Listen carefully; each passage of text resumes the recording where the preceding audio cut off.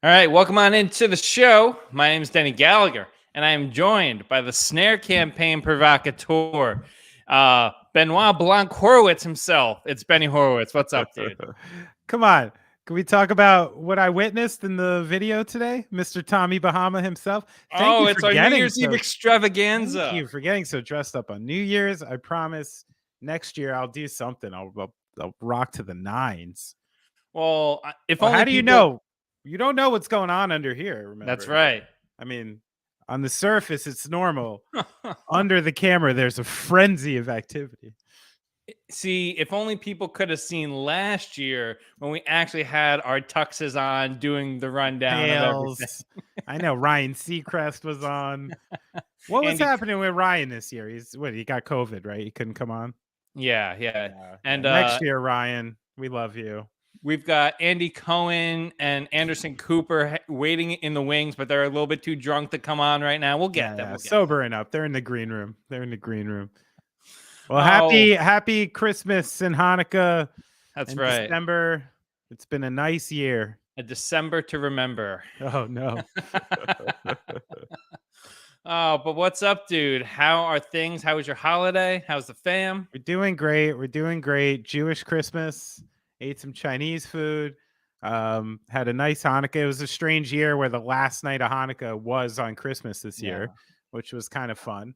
And yeah, everyone's good. We're healthy. We're cruising, man. How about you? Did you like having that much basketball on the last night of Hanukkah? I don't mind it. Any night I can have a lot of basketball. I hate those football, basketball off days. Those are the ones that really throw me off. All of the days of Hanukkah led up to Landry Shamet just getting obliterated. I didn't know he was Jewish. Mazel tov, right? Mazel Landry. Oh my goodness, Benny. It's been a heck of a year. So what we're going to do here coming up is like every New Year's Eve, we're going to count down the biggest stories of the year, our favorite stories, some of the stuff that needs to be talked about. Again, we'll do that. But first, Benny, we had a loss right after the holidays.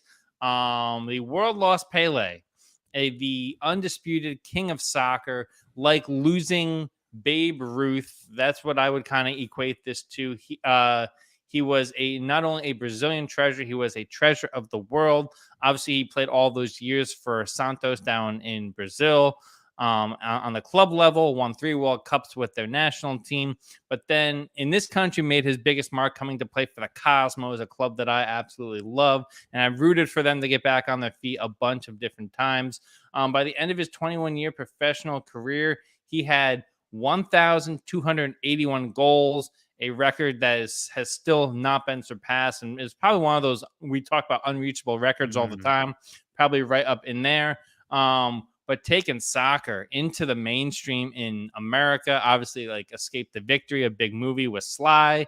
But just like that club being around Studio 54 culture and all of that stuff really made it a cultural mainstay. So I just wanted to, off the top here, say hat tip to Pele, and we'll take it from here, I guess. I forgot about that great movie. Yeah.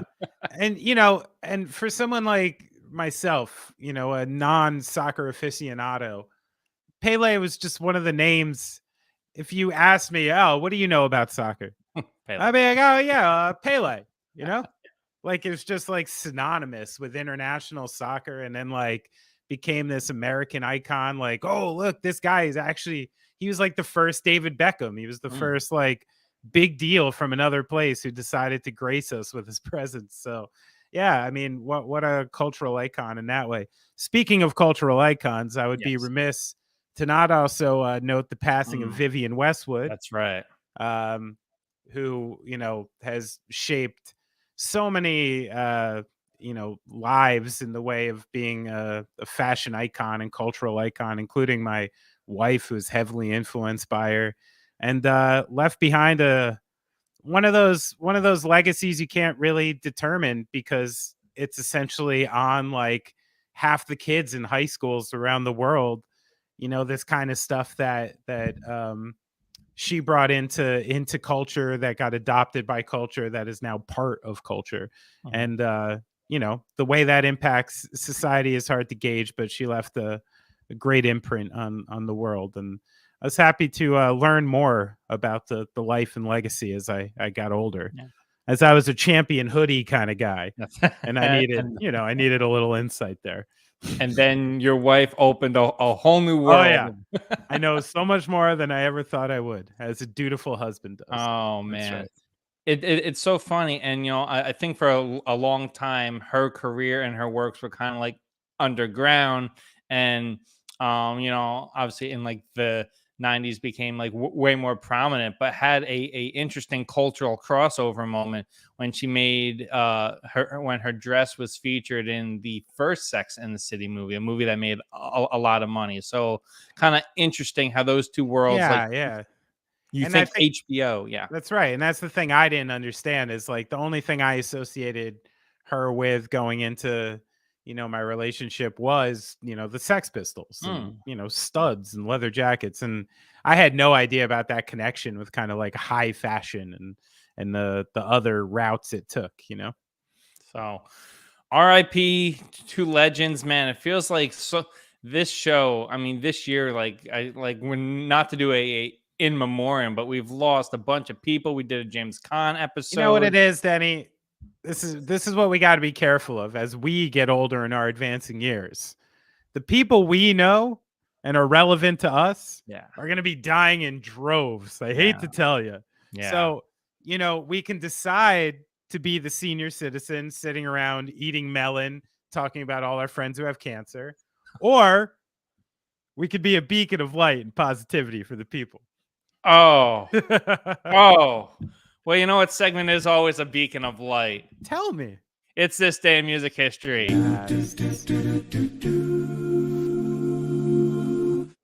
Oh, perfectly executed. What do you got? Well, in honor of light, this day in 2011, Russell Brand files to divorce Katy Perry, citing irreconcilable differences. And according to Katy Perry, she finds out the next day when he texts her the news. Did you? No way. Yeah. I mean, I know we're only hearing one side of the story here, but sometimes when I see like these like Mr. Listen to Me, godlike Buddhist types who put themselves out there, and I'm like, you need to have the courage to have a conversation. Like, why are you telling other people how to live? You couldn't even tell this lady to the face Oh that you my needed to do. gosh. So you file for divorce and then text next. The only way this is acceptable is if she did some, shady stuff and this is in response to it. Don't know the whole story, but it's suspect, Russell Brand. Oh. Have you ever had any sort of relationship, romantic or otherwise, end via text, or is that more of like a my era thing? Yeah. I think the amazing amount of ways you can be broken up with now is Yeah. sort of more of a modern phenomenon. I think the harshest thing that used to happen when I was a little kid was someone breaking up with you by proxy. Oh, by somebody else? Yeah, that happened to me a couple times where I'd get a call from like my buddy John. He'd be like, yeah, what's up, dude? Yeah, nothing. Oh, so Abby doesn't want to go out with you anymore. Oh, okay. See you at school. So that's the pretext Yeah. evil shit that people used to do. Now I almost good for technology. That shit should go to text. Ugh, Oh man. I don't Well, want that call again.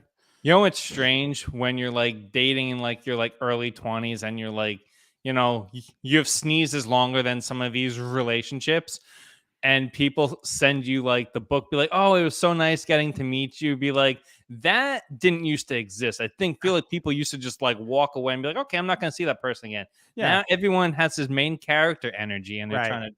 So, Well, maybe you went to the diner once for a yeah. consolation cup of coffee. What's your this day in music history? Oh, well, it's not as dramatic as that. On this day in 2009, songwriter Neil Young was made an officer of the Order of Canada.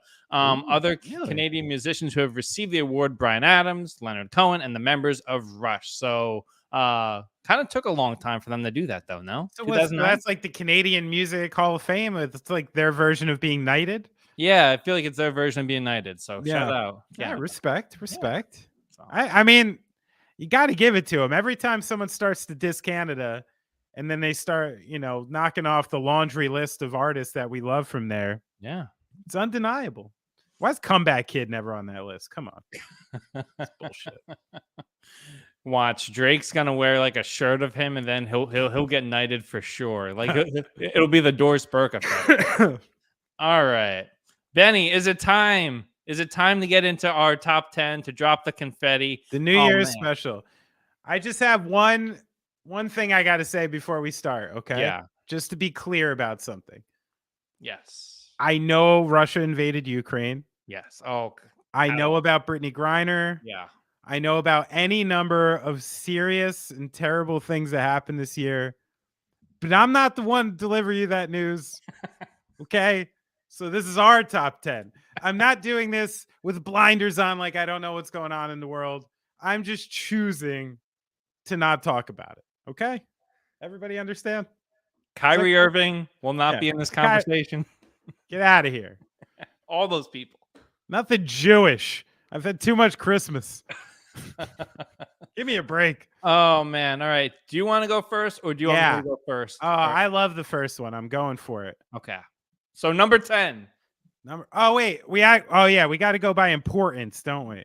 I mean, yeah, I kind of did mine by importance. So do you want me to take 10 so that you get the top spot? Take 10. Yeah. All right.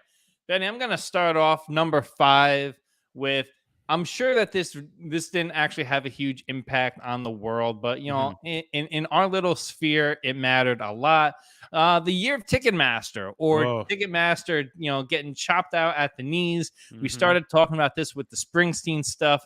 Oh man, if they thought the Springsteen stuff was bad, and our little pitchfork older people getting mad at it, sorry, messing with Taylor Swift took him to the darn Supreme Court and the DOJ. Like, not messing around here. Oh man, Ticketmaster on high alert. I'm assuming they're going to get away pretty scot-free financially. Yeah. But hopefully this year manages to change some of these policies. I mean, the people have spoken. People have spoken. Long wait times, astronomical prices, service outages, billions of bots. I didn't even know there were billions of bots until the story, and there's billions of bots. Flooding Ticketmaster, setting the amount required of tickets 4 times higher than the previous watermark. Just absolute crazy. There's now like I said, a Justice Department investigation into whether Live Nation has abused its market share and in live business, and Senate has an antitrust panel hearing on the docket as well about this, as well as a bunch of state level probes. This is racking up a lot of money. I know Live Nation and Ticketmaster make a lot of money, but the legal fees are about to be out of this world. So, 2022, the year of maybe a little bit of a crack in the foundation of the Ticketmaster Live Nation. People bundle. need their music back. Yeah. Come on. That's right. All right. My number 5. Let's go to number 9. Okay, number 9. Only nerds like me, I think, pay attention to stuff like this. But this year was the year of the moon race. I don't know if anyone realizes that. South Korea, the U.S., China, Japan sends 2, 1 a proxy for United Arab Emirates, all going to the moon this year, all fucking around. China's going to a part of the moon that we're not allowed to go to because they went there first. And, it's officially starting the space race, Denny. And if you're a Star Wars fan, if you're a Star Trek fan, we are not far off from some kind of intergalactic conflict. I hope you're stoked and ready. Hey, I mean, they didn't start a Space Force for a reason. We all laughed at it, but now Space Force. I don't know. There's something going on. Listen, science fiction always tells us the truth in the end. Oh my gosh. I have a question about this though. Yeah. Has anybody landed on the moon, or have they just like been in the proximity, like hovered, they're like currently the US is currently planning on keeping people on the moon for like a while again. Yeah, but has like China currently has people on the moon. So they're there, chilling, looking at us. This needs to be shooting playing down golf, cheese. like Tiger Woods in that Gatorade commercial a few years ago. I mean, But who knows? I don't get to see Chinese state media. I wish I could. but that seems alarming enough that America would have been like, hey, you need to know about this so that we can spark outrage and investment in whoever needs to get up there. The one thing America doesn't want to do, and we should know this by the way we've hidden aliens and UFOs and things like that, is that a distressed public in chaos is not a public you can control. So if you know that there's ominous things that are, can't be used to control you, they're not going to do it. You know that. I grabbed the wrong hat today. I had this, Where's your tinfoil? My tinfoil hat should have been out. Come on. I didn't know that we were going there. Let's keep it moving. All right, keep it moving. All right, so for number 10, I talked about Ticketmaster. For number 8, I'm going to talk about a story that, we talked about a bit last year was our number 1 story. And last year, number 1 story, interpolation and that whole thing. And while that kind of started, the business end of it really moved in 2022. Even more catalogs sold. We had Sting struck a deal with UMPG that Billboard estimated to be around 300 million. Stills of Crosby, Stills, and Nash sold to Irving Azoff's group that also put out $30 million for Frank Zappa's catalog. Who else we got in here? We have a group called Brookfield dropped $2 billion into a company called Primary Wave. Primary Wave. Dylan. Yeah. Springsteen, all of these guys sold their publishing this year. Joey Ramone only got $10 million, which seems light. The year of the hedge fund eating up the music licensing. Joey Ramone got $10 million, and Huey Lewis and the News got $20 million. What's wrong with this? Sports was a big album. That's So is Back to the Future. Every time I talk about Huey and Lewis and the News, I forget about Back to the Future. Yeah. Let's see who else. Oh, Genesis got $350 million. Ooh. And Litmus Music came into the market at a $500 million spending spree. And they took up some of Keith Urban's master recordings. Remember, we talked about that. Keith sold part of his catalog, but not the whole thing. Right. Crazy. Yeah. There's all these different levels to it, and I don't know. For now, I don't really blame these people. They were once owned by labels, and now they're owned by this, and make as much as you can, right?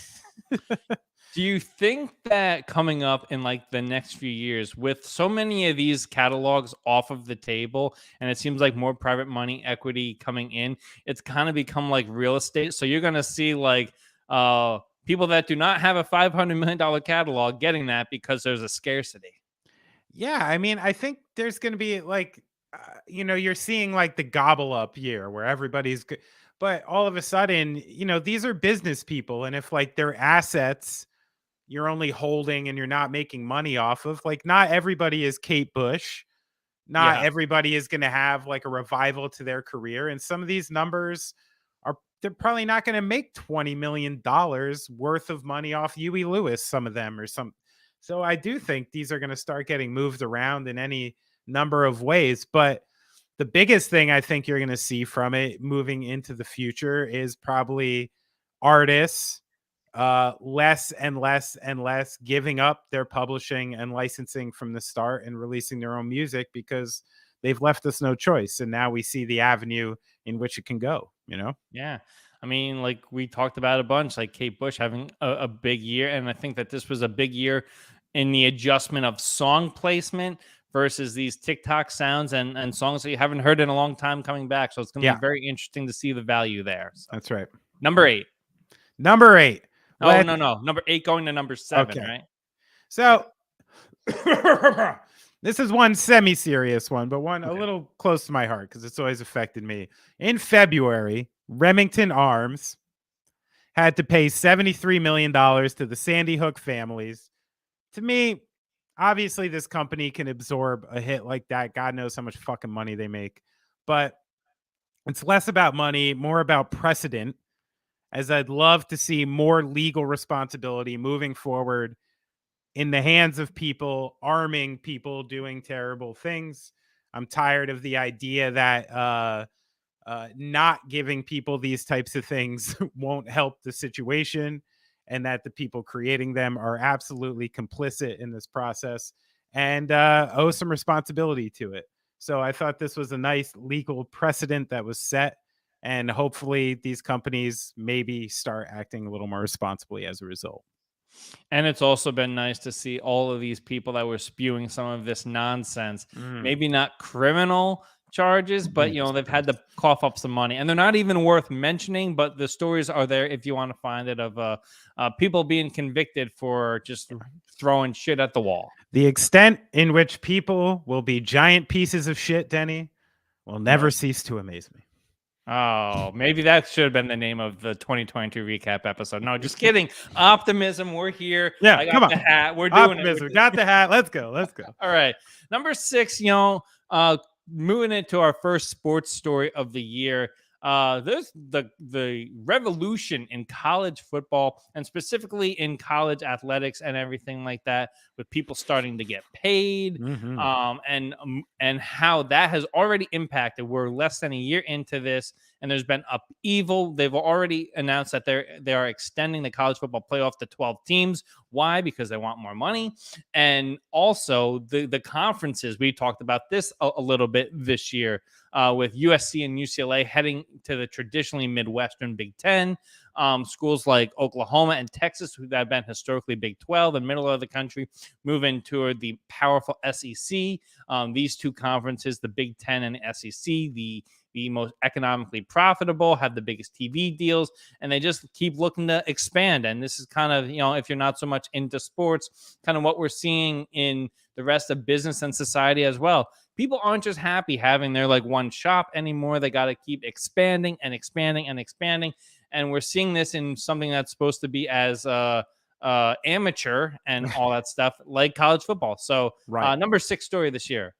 Yeah, that's a huge story. And I think to add on to what you just said, even the simple mathematics of the transfer portal being immediate, and you're seeing now the way that college kids and their coaches can sort of form super teams and do the types of things that professionals can do. You can dangle NIL money, just this complete change in college sports. Even something Deion Sanders just did a couple weeks ago doesn't have as immediate of an impact as it does without the immediate transfer portal and you being able to just grab your quarterback from another college and go to another college. So I do think this was a pretty big pivotal year in college sports, and a big change for sure. And I just don't see where this ends. I mean, because they're going to, I think you're going to have like the entire top 25 makes the tournament, which will be very exciting and a great television product. But we've already lost rivalries on the college landscape that have been around for 100 years, all in the name of money. Yeah. So, I have a theory where this ends. Okay. And to me, where this ends is especially in football, the two largest power conferences, let's say the SEC and what is that, the Big Ten? Yeah, the Big Ten, two, are just all of a sudden disconnected from the rest of college sports. You take these teams that act as professional institutions and you separate it from the entire landscape of college sports, where people most likely aren't going to take it in a professional realm. You can actually go to school and do those things and still make NIL money and things like that if they can. But that's where I think this is ending up. How this train doesn't keep moving towards the capitalistic sunset doesn't make any sense to me. Alabama is the goddamn New York Yankees, man. They can't help it. People love it. They wear that shit all over. It's a professional school. Just fucking act as such, Yeah.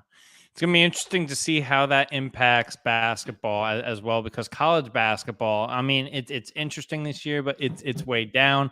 I've advocated for this a bunch, that if you have a pro team nearby, just become their U22 G League team. And then these guys can get an education, learn about the business while growing with top coaches. So I just saw a mock draft yesterday where only one of the top 5 prospected NBA draft picks coming into next year are coming out of college. Yeah. 1 from Europe and 3 from the G League professional league. So it's done. It's changing. Meanwhile, while we're talking about conflicts of interest, I think that this is hilarious. And I'm probably speaking out of school here because they're like low key my employer. The NBA app carrying Victor Wembanyama's games is hilarious. Oh, yeah. Come on. They got to do it. You got to do it. They're marketing. It's like, this is, you think you have LeBron James sitting there the same way, his high school games were on fucking ESPN. Like, it worked. Yeah. And they keep doing it. I'm sure this kid doesn't fucking mind. Yeah, I mean, I'm sure somebody's getting greased up on the back end, and I just think he's not a story that we put in this, but our rise and interest in Victor Wembanyama this year has been so fun and definitely worth mentioning when we talk about all of this stuff. I'm on board. So. All right, keep it moving. Yep. So, Denny. Yeah. I don't know if you knew about this big story. South Korea has formally lifted a ban on the import of full-body sex dolls. I remember that. Ending years of debate over how much the government can interfere with your private life. Although there are no laws banning the import of sex dolls, hundreds or perhaps thousands have been seized by customs, which cited a clause in the law that bans the import of goods that, I quote, harm the country's beautiful traditions and public morale. So finally, in the bosom of public morale, the people have been freed to import and have sex with their sex dolls, Denny. You know what you need to do to keep people happy that South Korea is finally understanding? Stay out of their goddamn bedroom.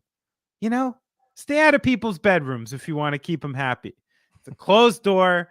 Anything goes in there. All these people who go to church and you think they're these upstanding citizens and they're in the bedroom with dog leashes and whipped cream going fucking crazy. What's it matter if you have a sex doll? Come on. I got a question for you. Yes. What's going on in South Korea? They've got some of the best movies coming out right now. The sex dolls are completely legal there. What's going on there? I'll tell you, this is what happens when you open the door to democracy. Okay? Satan walks in. K-pop, they got BTS. That's what happens. You open the door to democracy and globalization, and Satan walks through the door with sex dolls and great movies and interesting foods, people having sex with each other. Do you think North Korea's looking down just like, see guys, this is exactly what's it's the typical thing where the same people in power going see are sneaking their asses over the border at midnight, having sex and watching movies because everybody fucking wants to. Trying to go to the Korean bunny ranch down there. Sorry, people like to have sex and watch movies. Give it to the people. Come on. Oh, and that they have. All right, Benny. Moving on. Moving right along. Speaking of a country that's a little I wish you said speaking of sex dolls. Oh, speaking of sex dolls, Qatar and the World Cup.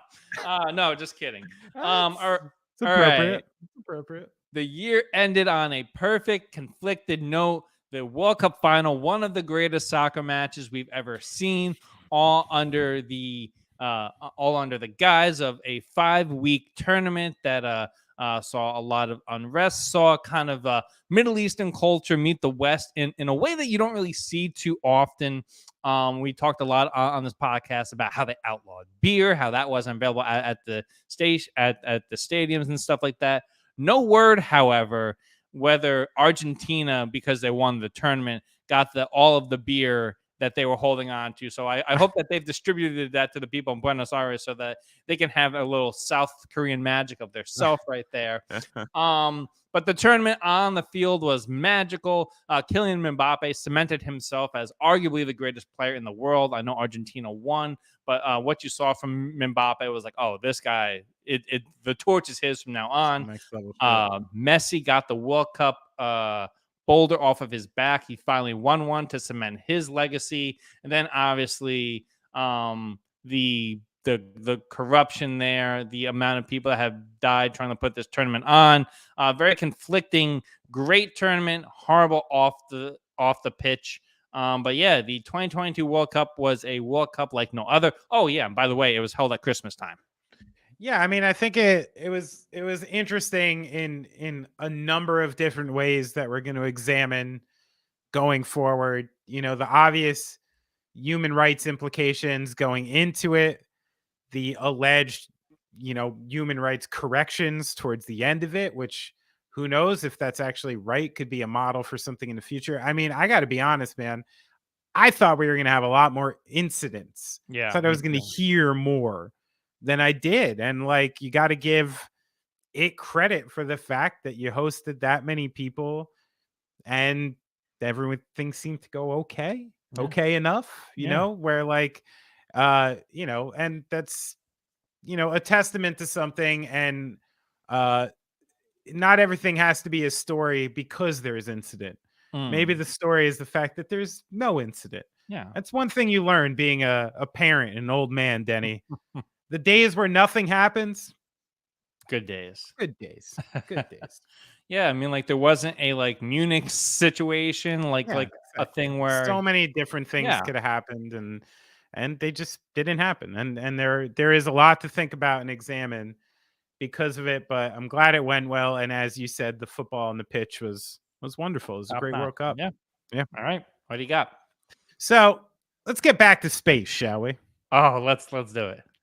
The James Webb Telescope, Number 3, a James Webb. beacon of hope for nerds and searchers alike all around. Decades of planning. In January, it finally made it to its final destination. By July, images were coming back that completely changed the face of astronomical data, making distant galaxies clear, furthering our understanding of the universe, our beginning, and our potential end, which is one of the reasons people do need to study the universe. Everyone's like, why do you have to study science? Well, if you know how we got taken out the first time, then maybe you can stop it, you know? Eh, just a thought. So, but I got to say, this is one of the coolest things for me this year. Fucking these images that came back from this, were the things of science fiction, something that people I thought concocted in their minds that didn't even exist. And then you're seeing these things and you're like, Jesus Christ, this is amazing. You're seeing the idea that if you can understand levels of light, the way animals see things, it's really fascinating. And for years to come, we're going to have some brilliant fallout once people really start to get to examine all the things they're seeing and start to get data behind it. So this is one of the coolest things to happen this year for sure. 100%. The infinite depth of all of it. And I love the things where you can just kind of like sit back and be like, "Oh, I'm not even a fleck on anything in the grand scheme of like matter and not in like I hate myself kind of way, just like it's like a cool to be like people think are so self-involved these days Yeah. and are trying to see uh greater self-importance in the everyday to kind of be like, "Oh, I'm a fleck in a moment in time in this great cosmic universe." It's not humbling, but it like you want to feel part of something bigger than yourself, you already are. Danny, I love it. Here you go, baby. There you go. As I put my fedora As back. you put the Tommy Bahama back on. That was deep. I loved it. All right, moving on. All right. Oh, me. Okay. My number one story of the year, Benny. It was Tom Cruise's year. My Oh, you favorite took it story of the back. year. Top Gun Maverick making $1.5 billion. Woo. Did anybody not see this movie? Me, but go No, ahead. really? No, you saw it. I You saw you it. saw it. Come on, get out of here. It wasn't a Marvel movie. It wasn't a superhero movie. It was Tom Cruise being like, "Oh, he's a superhero." I don't know if you saw the most recent video he did for the new Mission Impossible movie. This guy is learning how to ride a dirt bike so that he can go off a cliff somewhere in South America, only to fly with a squirrel suit. Yeah. He did the equivalent of that in this movie, inventing Mach 10, doing all sorts of crazy stuff, but all while hitting the stuff we love about the original Top It's the Gun. heartstrings. You've got your You've Lost That Love and Feeling. My all-time bad take of the year was the Lady Gaga song. Yeah. I warned you. I think it's up for an Oscar. You're always messing with kings and queens, baby. That's right. We got a great moment from Val Kilmer that it won't win any sort of award thing, but it should at least get a recognition when it comes up. That prompted me to go see Real Genius at Quentin Tarantino's theater in LA this year. Just an unbelievable thing. And I think, when we have the Tom Cruise conversation, especially when it comes to movie stars, if you're trying to compare him to any other movie star that's come before him, you can't really, because it's like trying to compare like LeBron James to those plumbers and firemen, as JJ Redick called them from back in the summer. So a bunch of people have listed Tom Cruise in this movie as box office Viagra. And, for a middle-aged man, that's exactly what he is, box office Viagra. So as much as sometimes I like to topple down power and silly people, I can't argue with the word you said. It's powerful, it's palpable, and the same person who had me gripped 30 plus years ago with Risky Business and Cocktail and The Outsiders, just this this kid who you always saw and who excelled and has had so many evolutions through Hollywood. I think it's so much fun that he came back and did something like this, and I love that it's like part of the current narrative again, and it's fun and it's stupid and over the top, and the world needs it. And Tom Cruise, for whatever reason, knows exactly what people need. But I do stand by the fact that he's riding dirt bikes and doing all this shit because he paid to know his death date. Tom Cruise knows when he's dying. It's one of the reasons he walks through the earth and all these stunts with so much confidence. Okay. It's so obvious. I don't know why everyone doesn't understand this. You kind of wonder, though, from the movie perspective, why somebody like younger hasn't been like, hey, do you want to be a movie star? Like, go the Tom Cruise route. Invest in the physicality, invest in all that. Is that like what you said? Like, oh, people are like scared of dying, and Tom Cruise doesn't Chris Hemsworth have a series coming out about how to live longer and anti-aging? Yeah, but that's fake though. He's Thor. It's Thor doing it. I think people still do it. What I wonder is the avenue isn't really there for that anymore.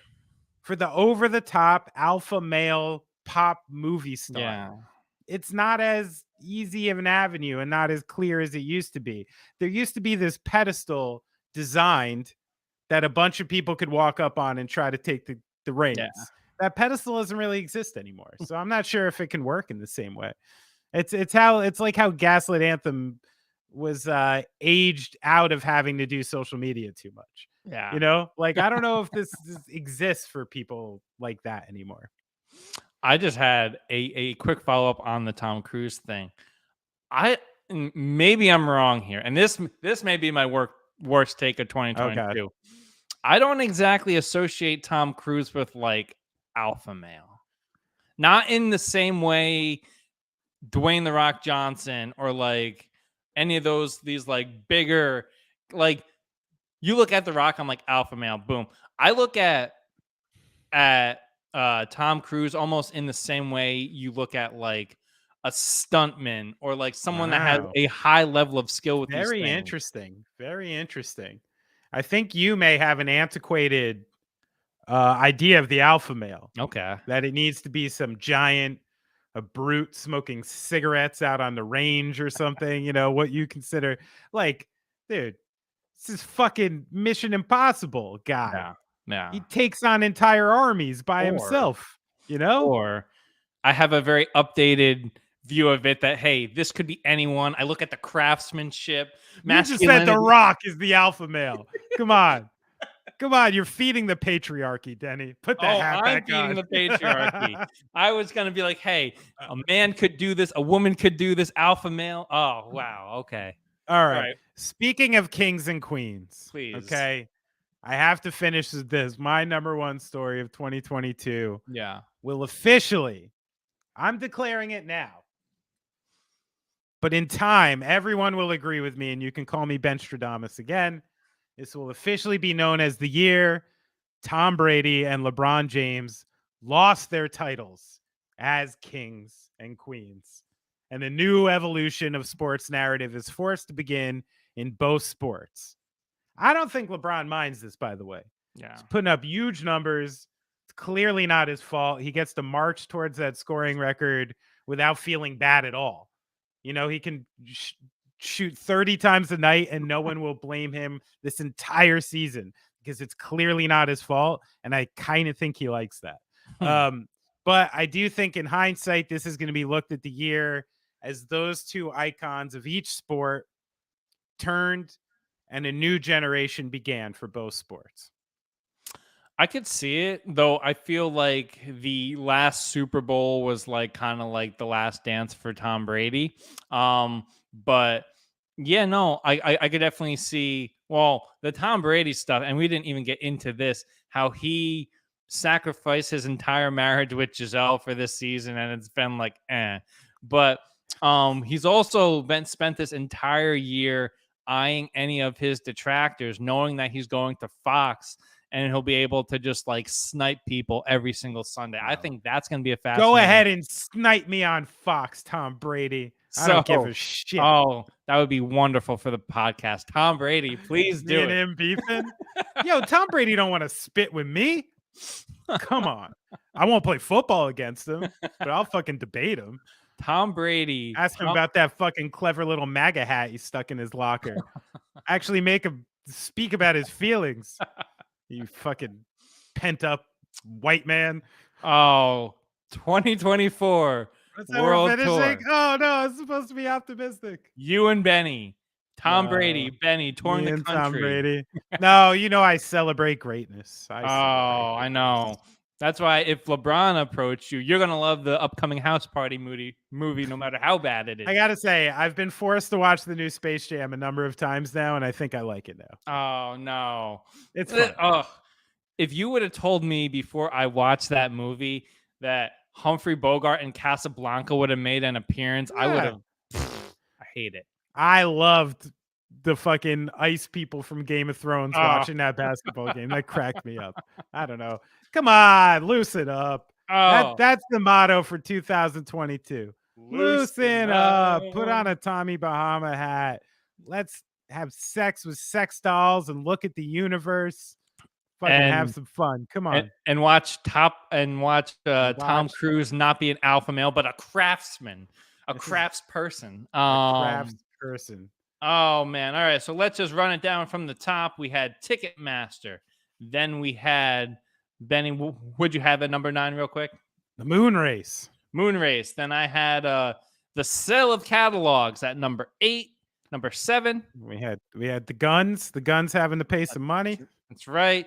At number 6, a college football revolution. Number 5, freedom to sex dolls. Freedom to sex dolls. And then we wanted freedom in Qatar, but we just got good football at number 4 with the World Cup. Number 3, the James Webb Telescope. That's right. Feeling out there in the ether. And then I had at number 2, Top Gun Maverick. And at number 1, the death of the kings. Brady and LeBron. Bury him. We'll look back at this next year and see what's up. We got a couple honorable mentions, Benny. Do you want to get into some honorable mention, big stories that we didn't quite get into? Aaron Judge? Little Aaron Judge going for 61. That's a big one. Are we going to look back at this in the future and think it was as big as it was in the moment? Yeah, I think so. This is a big one. That's set up for many reasons. And I actually think the purity of this one is gonna make it like live. It's a different one. I do think it's gonna stick, especially with what he just did and the captain thing.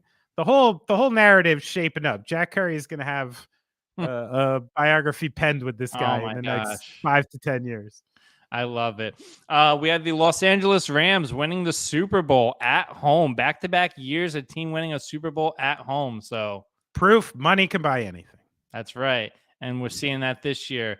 Oh, man. We can't get out of 2022 without mentioning our pal Aaron Rodgers, who, boy, what the ayahuasca, the football, it's just been a kind of a, the Packers are on the uptick right now, but kind of a disaster 2022 for him. Yeah.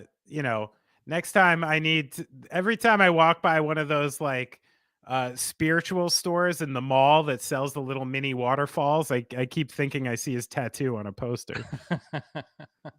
Oh man! All right, what else? Oh, we have the sale of the Phoenix Suns. The Robert Sarver got out of there, sold it for $4 billion to a former walk-on from Michigan State, who has since gone on to become a mortgage lender. That was a crazy, and I don't think we were on when that all went down. The fact that, and I texted you this, the fact that a mortgage lender is now in a position to buy an NBA team, it's just crazy. Hey, America. That's right. Daniel Snyder and the Washington Commanders continued to do just abhorrent things this year. Ime Udoka getting the Celtics job, taking them to the NBA Finals, and then a suspicious cheating affair landed him out there, but they ended up in good hands. Yeah, who knows what's going to happen there. So, but going in, do you want to do, since we have a couple more minutes here, 2023 predictions, and then if you're listening to this at the end of 2022, you can kind of ring in the new year with champagne and our predictions right here. You know what? I'm not really one for predictions, Denny. I'm not a projectionist. Ben Stradamus is. I don't believe in putting things out there like that. Like, that's not the way I do. I'm a day-to-day guy, but this is how I'm going into 2023. If there's anything I want to do, it's just live with more ease, live with less stress, control the things you can control, and try to enjoy every moment you are graced on this place. And that is my commitment every single day. And I think the only way to do that is to constantly remind yourself not only of your own mortality, but of your own gratefulness. And that's my practice for every single day. And that's how I'm going about it, my dog. So this just confirms that the new Gaslight Anthem record is going to be like a Jimmy Buffett record. I'm excited. Yeah, we all got pastel shorts. All right, I'm at 2%, Denny. All right. All right. Plenty of ways to get in contact with the show. You can email us at thetuneuppodcast@gmail.com. 2 P's in there if you want to follow us on all the social platforms. That is the TuneUp HQ. Be sure to subscribe on YouTube. Got a bunch of fun stuff going on there. If you want to follow the big man on Instagram, he is at Benny Horowitz. I am at Deny Gallagher. Benny, you got anything else? Everybody love everybody. Do it. Right. You can count it down from 10, 9, 8, 7, 6, 5, Put on the hat. 4, 3, 2, 1. Happy New Year. You've been listening to and watching The Tune Up.